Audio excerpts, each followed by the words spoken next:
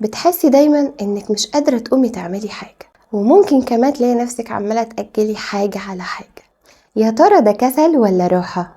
الفرق بين الكسل والراحة، الراحة لما بناخد بريك بعد وقت طويل شغل، بعد حاجة كتير عملناها وقت صغير في نص اليوم أو حتى بعد ما يومنا يخلص علشان نقدر نستعيد قوتنا تاني.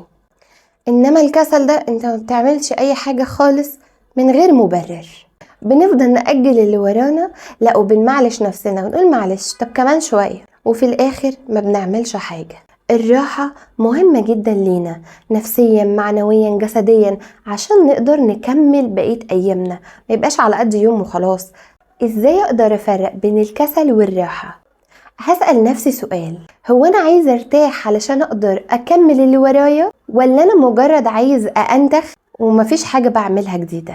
لو لقيت إنك دايما بتكسل أكتر ما بتريح، حاول تخلي في يومك حاجة بسيطة تشغلك وتعملها وتستمر في إنك تعملها، وتدي نفسك مكافأة وقت راحة. واحدة واحدة هتلاقي نفسك قادر تميز وتفرق ما بين إن أنت كسلان وبين إنك فعلا محتاج وقت للراحة.